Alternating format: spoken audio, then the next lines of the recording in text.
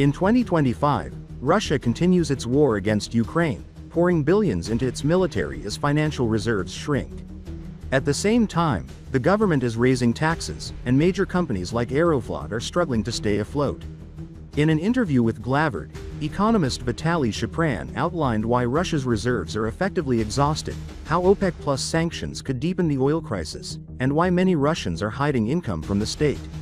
It all rests on oil, the few remaining reserves, and inertia. Economic processes don't collapse overnight. A sudden breakdown is the result of an acute crisis. At the start of the full-scale invasion in 2022, Russia's economy had a certain safety margin. That margin is now gone. Since early this year, the war has been financed at the expense of deteriorating domestic conditions. This is causing concern among local elites and regional officials, Shapran said. He noted that despite Kremlin propaganda, even pro-government media sometimes reveal hard truths that cannot be concealed, such as official statistics and reports from industry associations ranging from metallurgy to agriculture.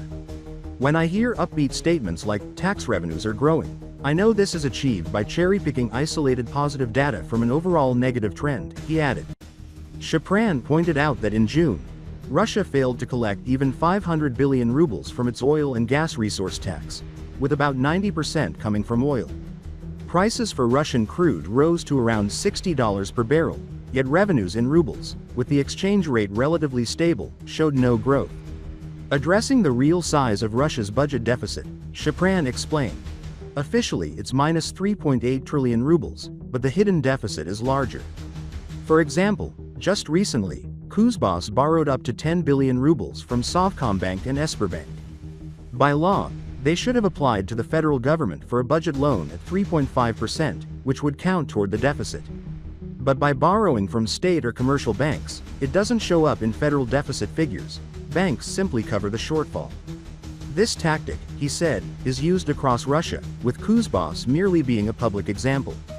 Against this backdrop, public dissatisfaction is rising, and Shapran predicts that protests over economic hardship could erupt in the near future.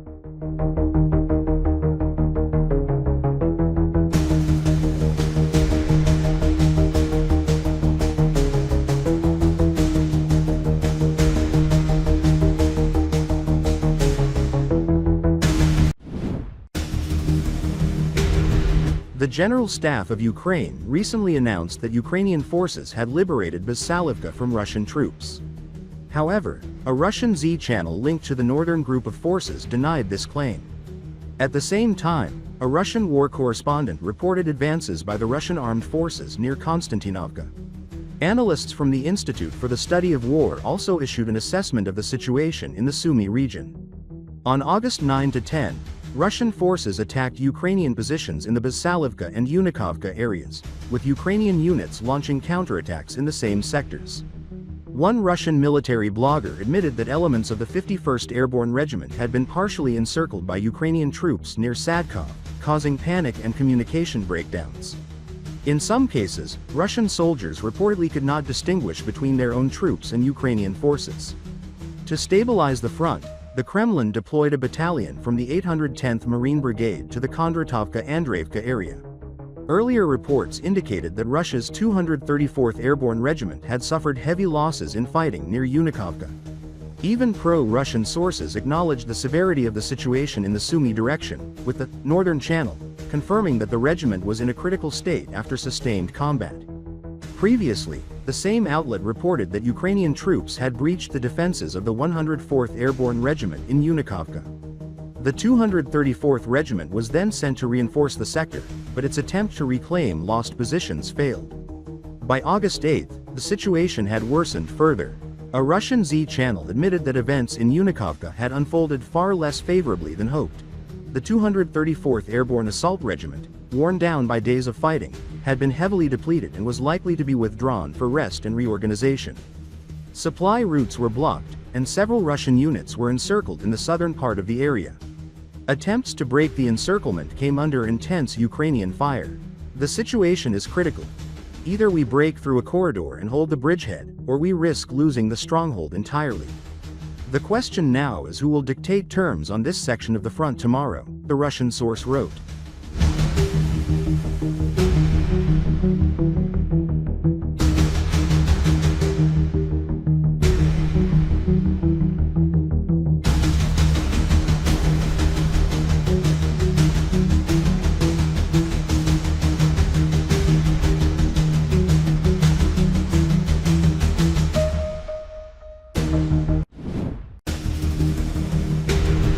Russian sabotage groups have indeed been detected in Pokrovsk, Donetsk Oblast.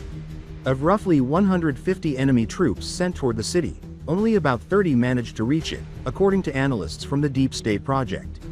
The occupiers reportedly organized themselves into 3 tactical groups of around 50 soldiers each. Their mission was to destabilize the city, create panic among residents, and force Ukrainian forces to withdraw, mirroring earlier events in Selidov. Deep State estimates that the route from Selidov to Pokrovsk took Russian troops 14 days, 4 days to reach the industrial zone in Peshenoy, and another 10 to advance from Peshenoy to Zoshchitnikov Ukraini Street in Pokrovsk. This slow pace, around 600 meters per day, was likely an attempt to avoid detection. The groups were supplied with communications gear, water, and food via drone drops, enabling coordination and situational awareness. To remain hidden, they used special camouflage cloaks, took shelter in random buildings, and carried trackers to record their routes.